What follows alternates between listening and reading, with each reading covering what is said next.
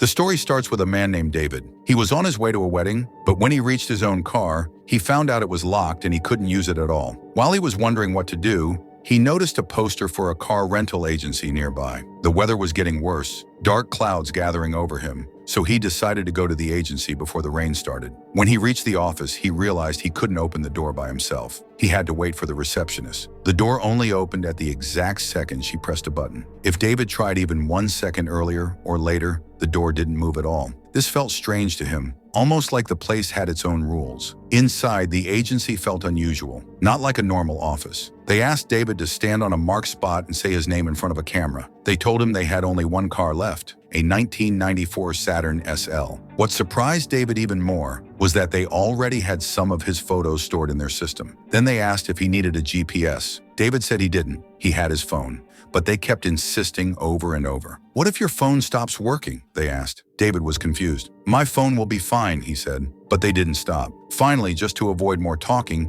he agreed to take the GPS. The staff looked strangely happy when he accepted it. David took the car and left for the wedding. When he reached the wedding, he noticed a girl named Sarah arrive in the exact same car as his. Their eyes met for a moment, and the bride introduced both of them to each other. David and Sarah discovered that they both lived in the same city. David asked politely, "Would you like a drink?" Sarah smiled softly. "No, I'm good." Later, while Sarah was dancing inside, David stepped outside for a cigarette. After a minute, Sarah followed him outside. She laughed and said, "Stop it! Don't try so hard to be charming." David looked at her and asked, "Are you scared of me?" Sarah said, "No, I'm not scared of you. I'm scared that maybe I might hurt you." David smiled a little. "Who knows? Maybe I'll be the one who hurts you instead." He then asked her what she thought about marriage. Sarah said she didn't think anyone should get married, but David thought differently. He wanted a wife and 3 children someday. Sarah raised an eyebrow and teased him. "So, do you want to marry me then?" David laughed. "It seems like you've ruined some men's lives, haven't you?" "Yes," Sarah said.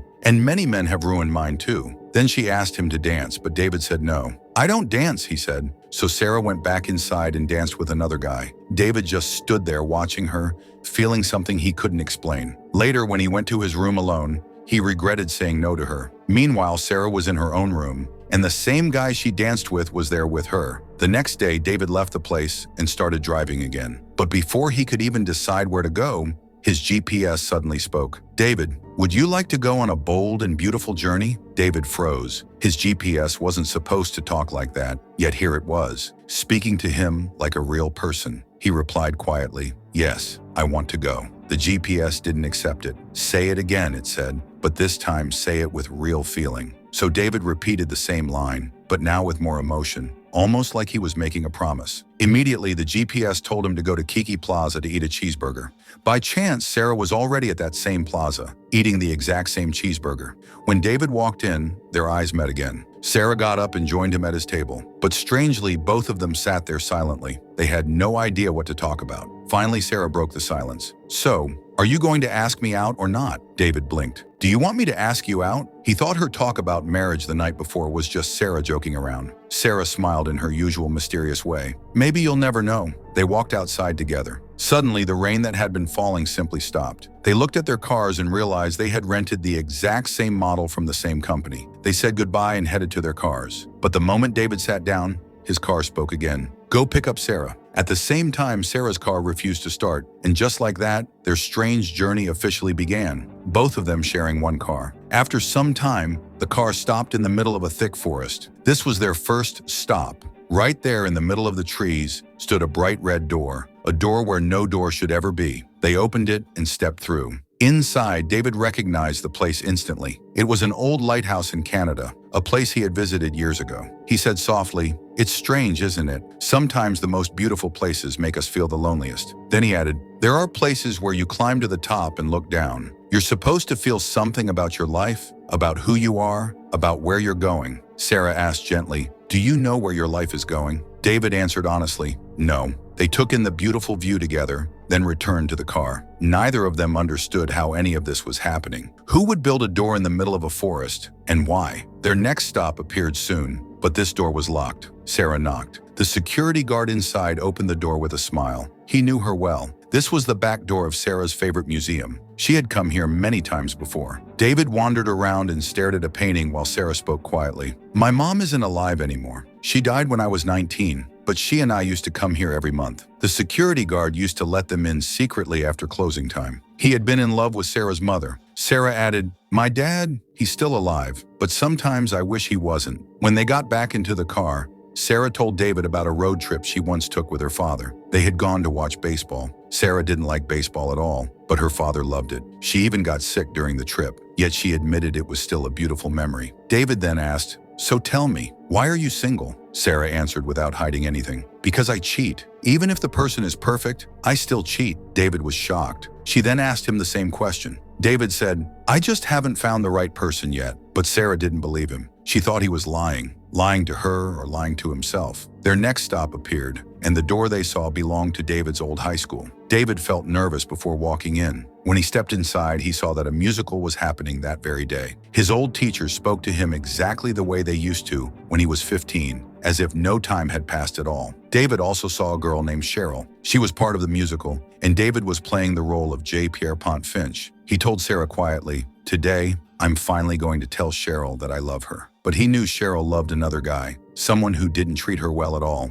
"And tonight," David added softly, "I'll go home and cry a lot." But he was determined. This time he would say it again. He got his makeup done for the show. His parents were in the audience too. They had always told him he was special. Sarah listened to everything he said, saying nothing, just watching him. The musical began. David was nervous at first, but soon he gave a wonderful performance. Sarah loved watching him. His parents were proud and enjoyed every moment. Then Cheryl came on stage. David watched her with deep emotion, remembering all the feelings he had years ago. After the show ended, he walked up to her and said, "I love you." Cheryl reacted the same way she had in the past, distant, unsure, not interested. But this time David continued speaking. "In 6 months, you'll break up with that guy. Then you'll marry someone else. And later, you'll divorce him too." Cheryl looked tired of hearing all this. She didn't want this conversation again. She walked away. At that moment, Sarah stepped forward and joined the musical group. She used to be part of a musical team in her own school days. She and David performed together for a short while, then they both left the school. As they walked, Sarah said, "I was a nerd in high school too, just like you." Later, sitting inside the car, they talked more. Sarah said, "You were really different in high school, weren't you?" David nodded. "Yeah, back then I believed life would always go well. I thought I'd get everything I wanted, and I'd be happy." Sarah laughed. "I'm sure your parents told you at least 30 times that you were special." Then she asked, "Be honest, David, do you still chase girls like Cheryl?" David shook his head. "No, I don't think running after someone is right." Sarah smirked. "So, are you running after me? If you are, stop right now. You'll only get hurt." Just then, the car suddenly stopped. The world around them twisted, and both of them were pulled into a completely different dimension. A door opened in front of them. It led to the hospital where Sarah's mother had died. Inside, a doctor was telling a younger Sarah that her mother was gone. Her mother had died completely alone. Sarah turned to David and said, "Do you know where I ran to after leaving the hospital?" David answered, "You went to the museum, your mother's favorite place." But Sarah shook her head slowly. "No, I didn't go there. I'm terrible, David. I wasn't at the museum. I was having an affair with one of my professors. I was with him while my mom died alone." Sarah walked into the room where her mother's body lay. She began to cry. "Whenever I asked you for something, you never said no," she whispered. "Even when you were tired, you still gave. You always gave." Meanwhile, David found himself face to face with his father in the past. His father looked extremely worried. Baby David had been born too early. His tiny heart wasn't working well. He had PDA, a condition that could be deadly. Grown-up David told him gently, "Don't worry, he's going to live." His father said, "We tried to have a baby for so long. My wife got pregnant at 40, he added. "Everyone said it was impossible, but when I saw my son, everything changed." David asked, "Will you ever tell your son about these health problems?" His father shook his head. "No, we won't tell him anything. We'll tell him he's perfect. We'll tell him he's special." David smiled softly. "You're a really good father." While David was talking to his father in the past, Sarah was still sitting beside her mother's body. She was speaking softly, telling her mother about David, telling her how she wished she could have introduced him while she was still alive. It was the kind of moment Sarah had dreamed about, but now it was too late. Soon after, David and Sarah returned to the strange dimension. David was carrying a few gift bags in his hands. He said, "These aren't for you. These are for my girlfriend, the one who treats me badly." They both picked up the gifts and continued walking. By now, their journey together had changed something inside them. They understood each other better. Their bond felt deeper, warmer than before. Suddenly, the car's GPS spoke again. "You two have done very well so far. Now it's time to rest." The GPS guided them toward a mountain viewpoint. a place known for its beautiful view. While driving there, David said, "People always say life is short. They say we should enjoy it. But honestly, for the last 10 years, life has felt very long to me." Sarah replied calmly, "Life feels short only when you have something to lose. I haven't felt like I had anything to lose for a long time." David looked at her and asked, "And now? Does life feel a little shorter today?" Sarah gave a soft, gentle smile. "Maybe a little bit shorter." They reached the mountain and climbed to the top. From there, they could see the world spread out in front of them like a giant painting. It was incredibly beautiful. David asked, "When was the last time you went to a wedding with someone?" Sarah didn't give a clear answer. Instead, both of them silently imagined themselves at a wedding together. They pictured dancing, laughing, being comfortable with each other. David imagined holding her close and taking care of her. Sarah imagined leaning on him without fear. In that peaceful moment, they kissed. Their next stop was a place both of them knew, but didn't want to return to. David said quietly, "I was engaged once." Sarah replied, "And I was a monster." This was the place where both of their exes were waiting. David's ex-fiancée gave him the engagement ring back. She asked, "Do you really want this to end?" But this time, the breakup was David's choice. His ex still wanted to stay and fix things. On the other side, Sarah's ex had booked a table for her in her favorite restaurant. But Sarah said to him very directly, "I'm leaving you tonight. When you're asleep, I'll walk out of your house and block your number." Finally, all four of them ended up sitting at the same table. Sarah explained her reason for breaking up. "In the beginning, I was crazy about you. We had fun, but when things got serious, you started caring too much. And I didn't like that." She had left him because he loved her too much. David then admitted he had once loved his ex a lot too. He used to try everything to make her happy. But after he finally got her, his feelings slowly faded. He began to think she could never make him happy the way he wanted. His ex looked at him and said, "No one will ever be enough for you." After hearing everything, David and Sarah walked away together. Suddenly, a deer jumped in front of their car. The impact was huge.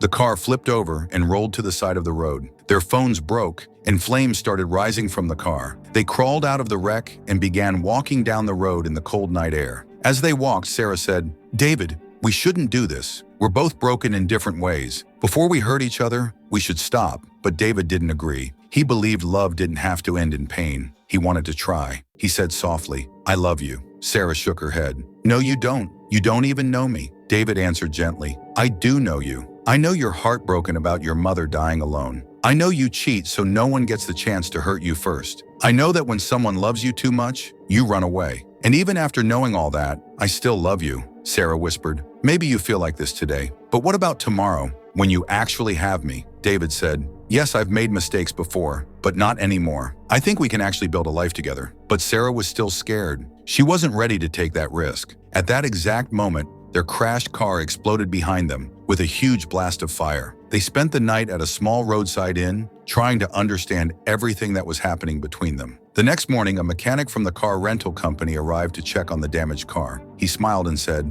"Your car is fixed, but it looks like there are still many things in your lives that need fixing too." He gave David and Sarah 2 umbrellas before leaving. As soon as they sat inside the car, rain started falling heavily. The GPS spoke to David again. "Drop Sarah home." Sarah slowly stepped out of David's car and got into her own. Her GPS immediately asked in a gentle voice, "Do you want to continue your big and bold journey?" Sarah whispered almost to herself, "I'm done now." The GPS tried to encourage her one last time. "You can do this." But Sarah didn't want any more adventures. She only wanted to go home and rest. And in truth, David felt the same. Then something strange happened. Both of them saw their childhood home standing right in the middle of the road, as real as memories coming to life. David's mother opened the door and said, "Our son is upstairs." She thought David was his father. Inside, young David had just gone through a breakup. He was hurt, heartbroken, and crying. Now the grown-up David finally had the chance to talk to his younger self. Meanwhile, in her own home, Sarah saw her mother alive again. Sarah ran to her and hugged her tightly. To her mother, Sarah still looked like a little 12-year-old girl who needed comfort. David sat beside his young version.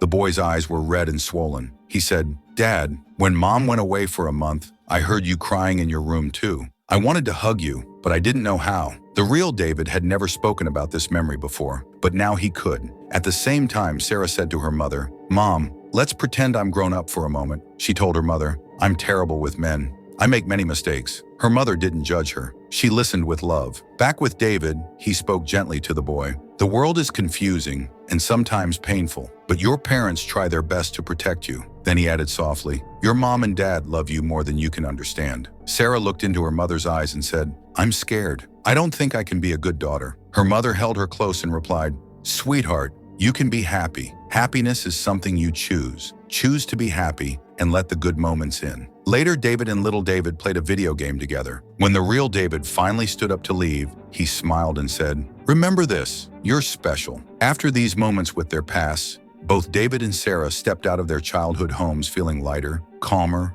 and more healed. David returned to the car rental agency to give the car back, but he noticed something strange. Next to his photo on the wall was another woman's photo. The agency had planned to match him with that woman, but she never arrived. Instead, Sarah had been the one who showed up at the last second. David asked quietly, "Has Sarah come back?" The staff said no, so David walked away without arguing. He didn't chase her anymore. He simply went home, sat outside his house, and waited for fate, for answers, for whatever was supposed to come next. But Sarah never returned her rental car. Instead of running away from another door, she chose to run toward David. She approached him and said, "You're worth the risk. I know you can hurt me, and I can hurt you too. That scares me a lot." She took a breath and continued, "But I still want to try. I think we can be happy together. I think I'm falling in love with you." David looked at her, surprised and relieved at the same time. They moved closer and kissed softly. Then hand in hand, they walked through their final door, the door of David's own home. And that is where their story finally ends.